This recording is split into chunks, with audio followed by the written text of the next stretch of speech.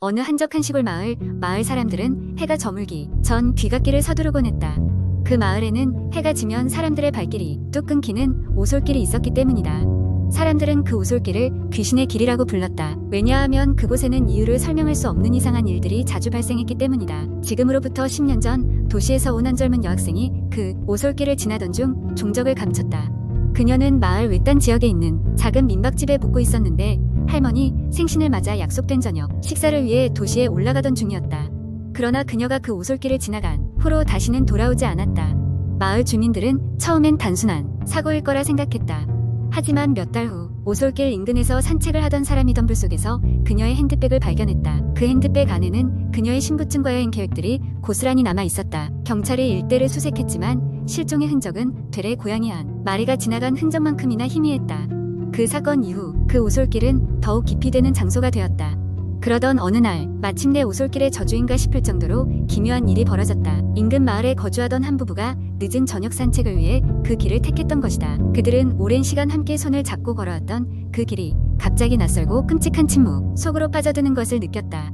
바람도 벌레 소리도 그 어떤 소리도 들리지 않았다. 그 순간 부부는 무엇인가 자신들을 지켜보고 있다는 섬뜩한 느낌에 사로잡혔다.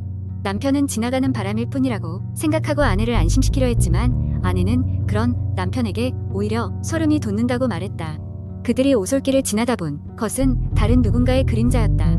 그것은 분명히 사람의 모습이었지만 그 어떤 설명할 수 없는 기분 나쁜 감각이 그 그림자에게서 느껴졌다. 당황한 부부는 서둘러 그 길을 빠져나왔다. 하지만 이상한 일은 집으로 돌아온 후에도 계속되었다. 그날 밤 남편은 깊은 잠에 빠지지 못했다. 무언가가 자꾸만 그의 창문을 두드리는 소리를 들었기 때문이었다. 그 소리는 흡사 누군가 문을 열어달라고 애원하는 것처럼 느껴졌다. 창밖을 내다봤지만 그곳에는 아무것도 없었다. 마치 누군가가 그들을 시험하듯이 말이다. 며칠 후 남편은 결국 너무나 궁금한 나머지 홀로 그 오솔길을 다시 찾게 되었다. 아내는 이를 듣고 만류했으나 남편은 무언가 자신에게 답을 줄 것이라는 알 수 없는 믿음에 사로잡혀 있었다. 그 길을 걷던 중 그는 그 그림자와 마주쳤다. 눈앞에 선명히 드러난 그 모습은 실루엣만 남긴 소녀의 형체였다. 그녀는 아무 말 없이 남편을 물끄러미 바라보다가 천천히 사라졌다. 그 후로 남편은 그 소녀가 실종된 여학생이라는 확신을 하게 되었다. 그는 그 오솔길에서 불쌍한 영혼이 자유롭게 명계로 떠날 수 있도록 기도하고 그곳을 자주 찾았다. 얼마 후 그 오솔길에서 다시는 이상한 일이 일어나지 않았다. 사람들은 그 오솔길을 영혼의 길이라 부르며 다시 걸었으며 마을 사람들은 그곳에서 자신을 되돌아보는 시간을 가지게 되었다고 전해진다. 이 이야기는 마을에서 여전히 회자되고 있으며 오솔길을 지나는 사람들은 예전의 사건들을 떠올리며 무심코 발걸음을 조심스럽게 한다. 마치 잃어버린 영혼과 약속이라도 한 듯 말이다. 두 번째 이야기, 서울의 한적한 동네. 늦은 밤이면 가로등마저도 어둡게 빛나는 어느 골목 끝에는 오래되고 낡은 아파트가 하나 있었다. 이 아파트는 주민들 사이에서 무언가 섬뜩한 일이 일어난다고 소문이 나곤 했다. 이를테면 늦은 밤 이유 없이 문이 열리고 닫히는 소리라든지 아무도 없는 복도에서 들려오는 발자국 소리 같은 것이었다. 그러나 무엇보다 가장 유명한 것은 7층의 미스터리였다. 이 아파트의 7층에는 오래전부터 아무도 살지 않았다. 몇 해 전 그 층에 살던 가족이 갑작스럽게 이사를 간 이후로 어떤 이유에서인지 그곳에는 아무도 새로 이사를 오지 않게 되었다. 사람들은 그 가족이 떠나면서 무언가를 두고 갔다고 수군거리곤 했지만 아무도 정확히 무엇인지 알고 있는 사람은 없었다. 궁금증을 참지 못한 나는 어느 날 밤 그 7층을 직접 가보기로 결심했다. 아파트 주민도 아닌 내가 그곳에 들어가기는 어려웠지만 다행히 아는 친구가 그곳에 살고 있어 방문객인 척하며 들어설 수 있었다. 엘리베이터를 타고 7층에 도착하자마자 나는 이상한 기분이 들었다. 확실히 다른 층과는 달랐다. 더 차갑고 정적이 감돌았으며 복도는 희미하게 습한 냄새가 났다. 조용히 복도를 걸어가고 있을 때 갑자기 뭔가 스쳐 지나가는 소리가 들렸다. 귀를 기울이니 어디선가 음악 소리가 흐릿하게 들려왔다. 그것은 아이들의 자장가 같은 멜로디였다. 소리를 따라가 보니 그것은 복도 끝에 있는 708호방에서 새어나오는 듯했다. 나는 조심스럽게 문에 귀를 대고 들여다보았지만 그저 음악 소리만이 들릴 뿐이었다. 문을 두드릴 것인지 한참을 망설이다가 나는 문 손잡이를 잡아 돌렸다. 놀랍게도 문은 열려 있었다. 안으로 들어서자 나는 한 아이의 사진으로 가득한 방에 서 있었다. 그 사진들은 모두 같은 아이였고 아이는 항상 같은 미소를 짓고 있었다. 하지만 사진들이 하나같이 이상하게 왜곡되어 있었다. 마치 침수된 것처럼 사진의 일부가 번져 있었다. 더 안쪽으로 발을 내딛었을 때 이제는 음악 소리가 더 명확히 들렸다. 그것은 낡은 오르골이 책상 위에서 돌아가며 내는 소리였다. 오르골은 크고 복잡한 디자인이었으나 무엇보다 눈길을 끈 것은 그것이 누군가의 이름을 간직했는지 희미하게 이름이 새겨져 있는 것이었다. 지혜라는 이름이었다. 그 순간 알 수 없는 공포감이 나를 사로잡았다. 곧바로 방을 빠져나와 복도를 향해 뛰어나갔다.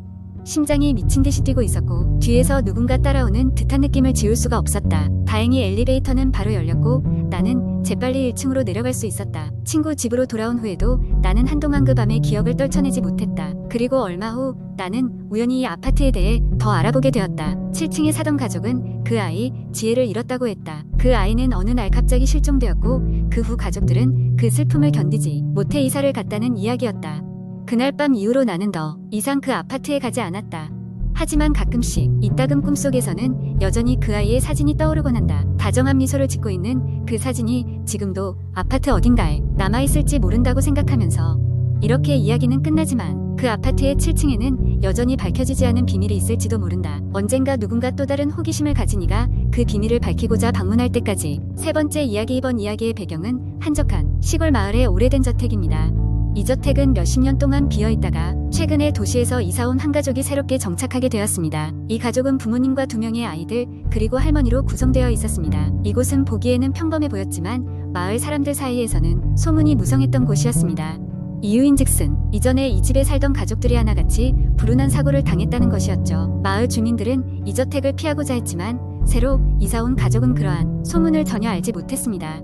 이사는 순조롭게 진행되었습니다. 저민 집은 넓고 고풍스러운 분위기를 풍기며 현대적인 시설까지 갖추고 있어 가족들은 만족해했습니다.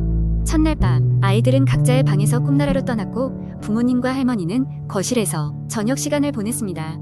그런데 밤이 깊어질수록 이상한 일이 벌어지기 시작했습니다. 아이들의 방에서 갑작스런 속삭임 소리가 들려오기 시작한 것입니다. 소리의 주인은 분명 아이들이 아니었습니다. 부모님은 아이들을 확인하러 올라갔지만 아이들은 곤히 잠들어 있었고 방 안에는 아무도 없었습니다. 단지 차가운 바람이 불어오는 것 같았습니다. 며칠 후 아이들은 거실의 낡은 문 뒤에서 놀다가 오래된 사진 앨범을 발견했습니다. 그 앨범 속에는 예전 가족들의 사진이 있었습니다. 이상하게도 그 사진 속에는 아이들과 비슷하게 생긴 또래의 아이들이 있었고 그들 역시 오랜 전설 속의 인물들이었습니다. 그날 밤 큰아이는 꿈속에서 낯선 아이와 대화를 나누었습니다. 그 아이는 자신이 이 집에 살던 아이였다고 주장하며 이 집의 뒷마당 깊숙한 곳에 숨겨진 비밀을 밝혀야 한다고 말했습니다. 다음 날 가족들은 뒷마당을 조사하기로 했습니다. 아이들은 꿈에서 본 낯선 아이의 말을 믿고 뭔가를 찾아 헤맸습니다. 약간의 시간과 노력이 지난 후 그들은 낡은 나무문을 발견했습니다. 문을 열자 오래된 지하실이 나타났고 그 안에는 먼지 쌓인 일기장과 신비로운 물건들이 있었습니다. 다시 밤이 찾아오고 그날 밤에도 이상한 소리가 들려왔습니다. 이번에는 할머니가 소리의 근원지를 찾아 나섰습니다. 그 방에 들어서자마자 그녀는 공포에 질렸습니다.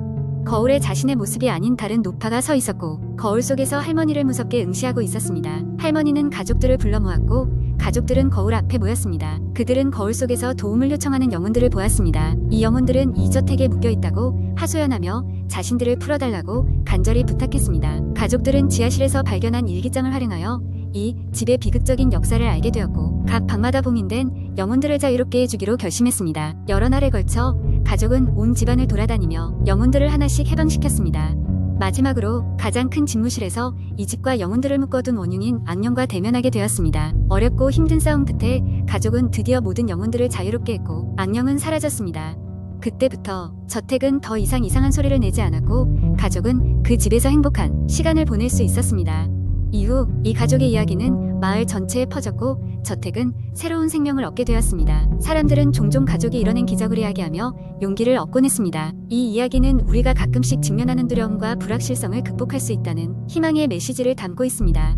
그리고 조심스럽게 경계해야 할 것은 모든 전설이나 소문에는 적어도 한 조각의 진실이 있을지도 모른다는 점입니다.